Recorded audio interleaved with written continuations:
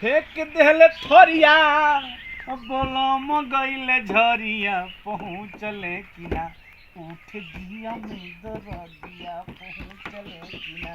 काहो भाई आहो अरे का होता है एकांता में? एकांता में का होता, बैठल बानी आराम होता। तब एजा बैठ के कोरोना के समय चलता।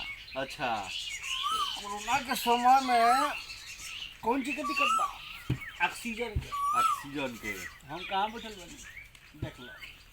हाँ हाँ ये तो बड़ा भारी गाछ बा भाई।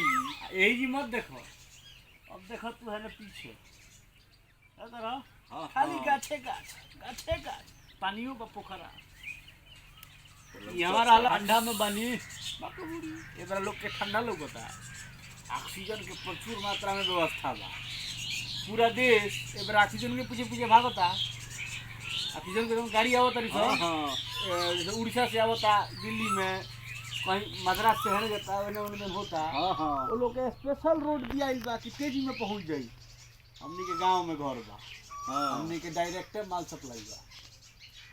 ऐसे यहाँ आइल बनी आ गाड़ी लेके आई है ऐसे कि हजून देखा तरह एमे पातर पातर धारी बा।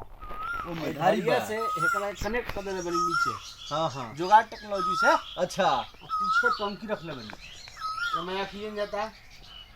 हई जोन देखा तरह हाँ पानी हाँ फेंके वाला। हाँ तो ये पानी ना फेंकी, हाँ एरा सेटिंग कर देले बनी। अच्छा इहे में से डायरेक्ट ऑक्सीजन लेता। तब पर काहे के बैठल बनी?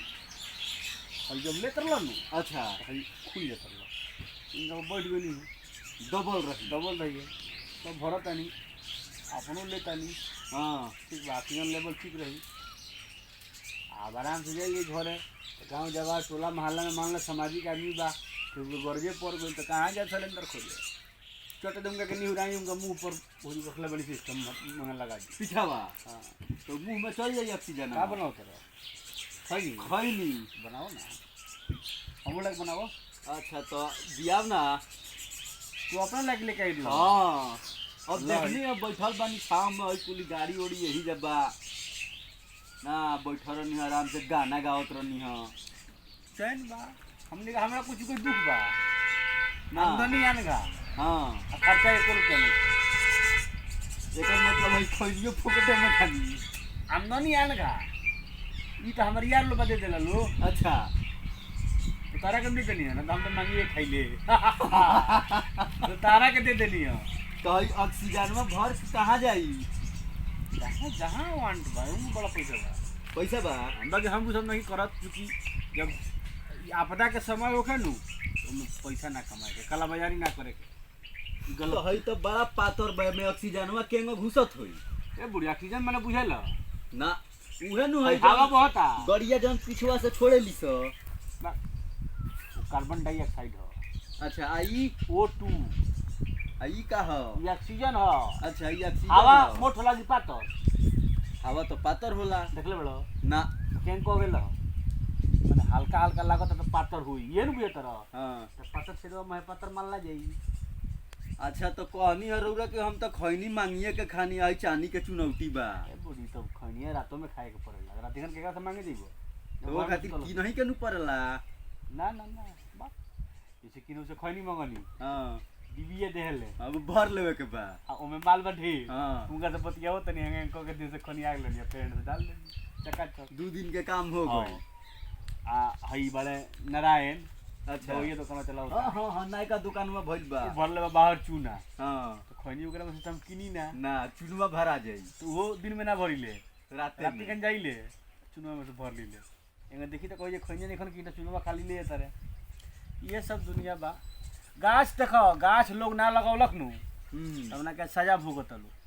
हमनी के तो गांव जवार में चारों तरफ गाछ बा, अपन हु गाछ लगौले बनी बहुत। हाँ अब सब जना लगाई लो गाछ लगाई लो ऑक्सीजन पाई लो ना तो टे बोलत रहो कोन उपाय बा बनावने में तो खैनी। हाँ हाँ हो गई तनी टाइम लागेला बनावे में। तू का करता रहो? यही ना घूमत फिरत ऐनी है देखनी है बैठल बानी तो कहनी है तनी जाके देखी गड़िया हमें चलाओ ना।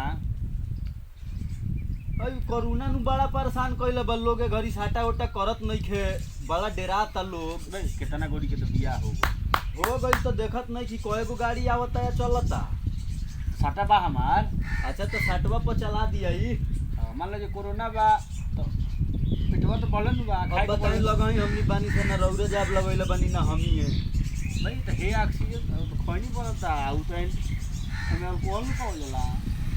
अब भाई ऑक्सीजन हमनी के मिलत होई तबे नु राहत रही। तो मिलते न बा, एकर कौन दाम देवे के बा?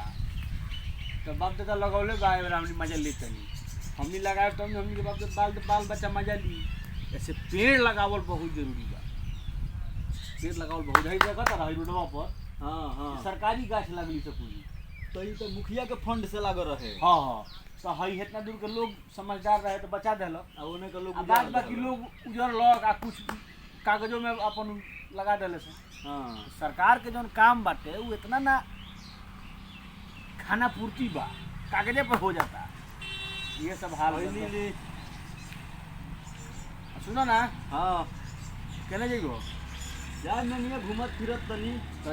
तो जा, लेकिन भोरे आए थे सटवा पर तुम चले जाता नहीं हां क्योंकि हमारे नेवतो बा। अच्छा बिहान लब तो नहीं चल जइबो। कब ले आई लिया गड़िया? कौन हई है। हई हां ये करा 75 दिन हो। अब पुरन की बिका गईल। ना ना वो भी है। वो बिया। तनी ओकरा में एगो दिक्कत हो गइल बा, जब मन करला तबे स्टार्ट होती है, आज जब मन तबे बंद हो जाती है। अच्छा पुरान भइल। तो हई हो पुराने ले आई लिया। ना ना नया भी है। नया हियो। हाँ ठीक बा, तब आइए बिहान। अच्छा ठीक बा। तब हम अभी ऑक्सीजन भरत तनी आ केहू के गरज होखे ऑक्सीजन के हां हां तो हमर नंबर बता दिया। अच्छा हालांकि हऊ बढ़ले बा। 98 99 वाला। बस, खाली 9 वाला तो अच्छा ठीक बा, निकलो। ठीक बा चलो तनिया। ठीक बा जा। ठीक बा। बढ़िया से आदमी जाना जाओ।